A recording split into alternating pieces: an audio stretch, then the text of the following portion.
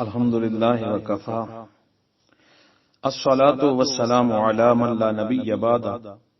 اما بعد فاعوذ باللہ من الشیطان الرجیم بسم اللہ الرحمن الرحیم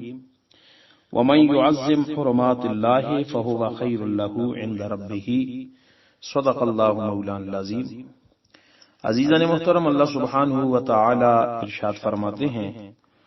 جو شخص اللہ کی حرمتوں کی تعظیم کرتا ہے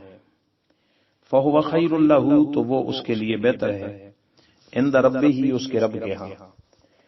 دوسرے مقام پہ اللہ سبحانہ وتعالی فرماتے ہیں، وَمَن يُعَظِّمْ شَعَائِرَ اللَّهِ فَإِنَّهَا مِن تَقْوَى الْقُلُوبِ، جو شخص اللہ سبحانہ وتعالی کے شعائر کی تعظیم کرتا ہے، اللہ کی نشانیوں کی تعظیم کرتا ہے، تو بے شک یہ دلوں کا تقوی ہے۔ ایک اور مقام پہ اللہ سبحانہ وتعالی فرماتے ہیں، وَاخْفِضْ جَنَاحَهُ لِلْمُؤْمِنِينَ، اور اللہ تعالیٰ نے فرمایا کہ اپنے پروں کو، اپنے بازوؤں کو مومنوں کے لیے کشادہ رکھیے۔ ایک اور مقام پہ اللہ سبحانہ وتعالی فرماتے ہیں، من قتل نفسا بغیر نفس او فساد فی الارض فکأنما قتل الناس جميعا ومن احیاها فکأنما احیا الناس جميعا۔ اللہ سبحانہ وتعالی فرماتے ہیں، جس نے کسی انسان کو سوائے قصاص کے اور زمین میں فساد برپا کرنے کے قتل کیا تو گویا اس نے تمام انسانوں کو قتل کیا، اور جس نے کسی جان کو بچایا تو گویا اس نے تمام لوگوں کو بچا لیا۔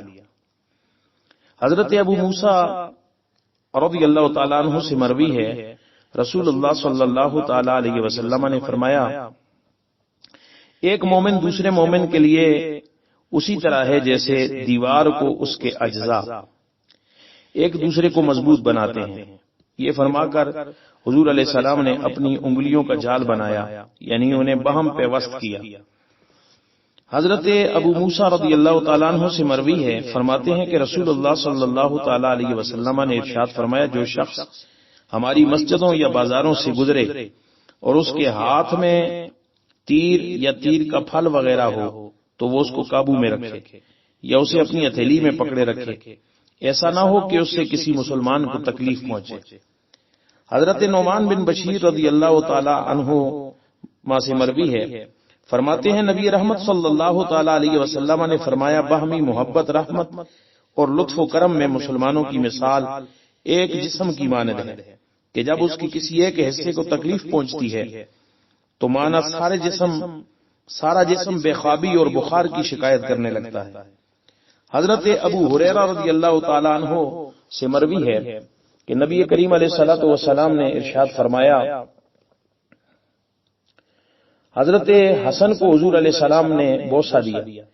آپ کے پاس اقرع بن حابس بیٹھے تھے۔ اقرع نے عرض کی،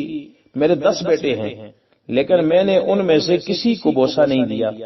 حضور علیہ السلام نے ان کی طرف دیکھا اور فرمایا، جو رحم نہیں کرتا اس پر رحم نہیں کیا جاتا۔ حضرت عائشہ صدیقہ رضی اللہ تعالی عنہا سے مروی ہے، فرماتی ہیں، بدوؤں کی ایک جماعت حضور علیہ الصلوۃ والسلام کی خدمت میں حاضر ہوئی اور عرض کیا،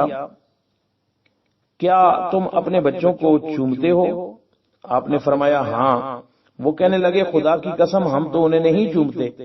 حضور علیہ السلام نے فرمایا، کیا یہ ذمہ داری میری ہے؟ اگر اللہ تعالیٰ نے تمہارے دلوں سے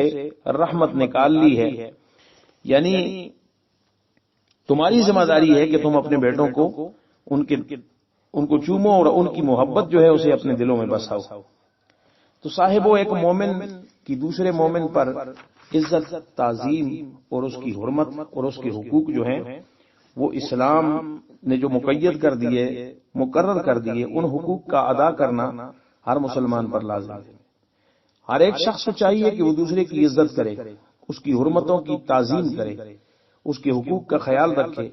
اور مسلمان کے ساتھ شفقت کا برتاؤ کرے، مسلمان کے ساتھ بھائی چارے کا برتاؤ کرے، اور احساس ذمہ داری کو نبھاتے ہوئے ایک دوسرے کے حقوق کی پاسداری کرے، تاکہ ایک اسلامی معاشرہ جو ہے وہ پروان چڑھے اور معاشرے کی قباحتیں، معاشرے کی برائیاں جو